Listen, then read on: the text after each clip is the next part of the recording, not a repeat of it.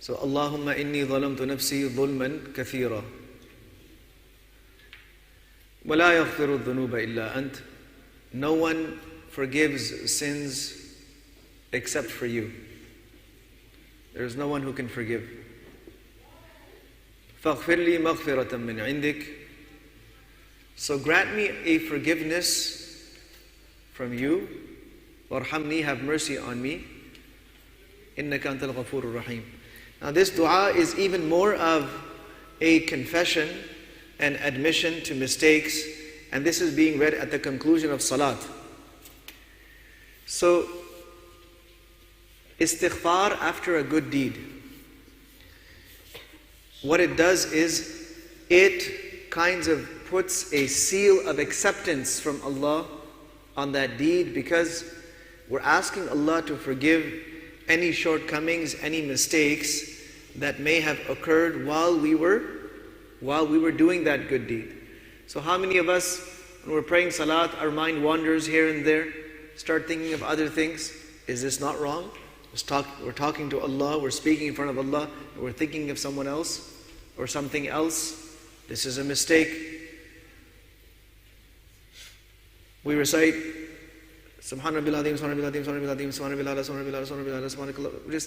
It just comes out of our mouths. We don't even think about what we're saying. We're saying such great words, such immense things we're saying with our tongues,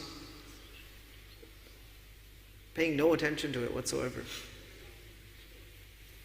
You know, if someone read out the national anthem of a country like that, the people of that country would be really offended. They're like, hey, you're not being respectful to our country. Those words mean something. In fact, if someone read out even a song like that, people will say, hey, that's not nice. Someone took a lot of time putting that song together. And these are words of praise and glorification of Allah. We say them half-heartedly, and we say them so quickly, we don't even think about how powerful it is, what I'm saying right now with my tongue. So these are all mistakes. How many times have we recited Surah Fatiha just mechanically? It says done. Even though Surah Al-Fatiha it's a summary of the whole Quran, it encapsulates everything that is in the whole book of Allah, and in fact it summarizes everything that was revealed to all the prophets before. It is such a powerful surah. We just read it like it's nothing. So we ask Allah subhanahu wa ta'ala, by making istighfar after salah, we're actually asking Allah subhanahu wa ta'ala to forgive these mistakes, pardon these mistakes. And yesterday I was telling you about Sayyidul Istighfar. The istighfar that Nabi Sallallahu Alaihi Wasallam has called, it is the Sayyid of istighfar. It is the chief of all ways of istighfar. It reminded me of a story. There was one person who used to come to our masjid, not here, somewhere else, and he disappeared for some time. We didn't see him in the masjid for maybe 5-6 months, maybe more. And then, after many, many months, he just showed up one day. And he started coming regularly, because before that he used to come every day, regularly, for several prayers in the masjid every day. And then all of a sudden he disappeared. And brothers even went to visit him, but he was not at home, and they couldn't find out what was wrong. He wasn't sick or anything like that, but he wasn't around all of a sudden. So then when he came back himself, he said he wanted to speak with me, he wanted to share something with me. So I sat down with him, and he said, I went through some really difficult financial situations. I lost my job, and we had no income. We had to downsize our life. We had to sell many things.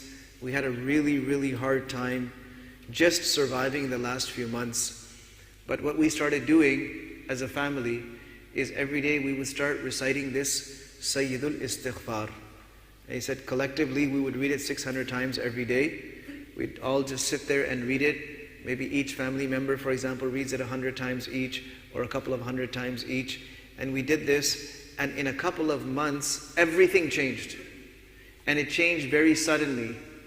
He said, I got an offer, I got a contract for providing something, for supplying something to, it was to restaurants or to stores. And he said that, I started getting so many orders all of a sudden that I had to actually get equipment installed in my house in order to produce that thing that was in demand. And we've had to set up a whole factory in our house in the basement to meet the demand of the orders that we're getting. And he said it's just going crazy, and the money is coming in so fast we can't even count it. And it's happening so quickly. And he said we didn't do anything except this istighfar. So remember, I was telling you the story of Nuh alayhi salam, when Allah subhanahu wa ta'ala told him that tell them to make istighfar, Allah will give you wealth, He will give you this, He will give you this. And Hassan Basri rahmatullahi alayhi was prescribing istighfar for everything. This is for us.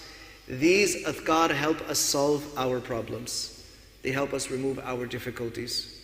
So inshallah, in the coming days, we won't just have a little bit of a talk, but we'll also take a little bit of time and sit down.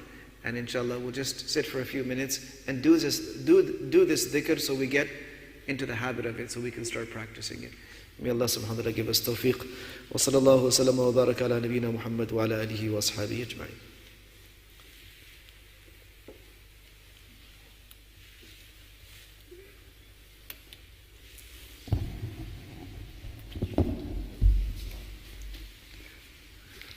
Allahu Akbar, Allah.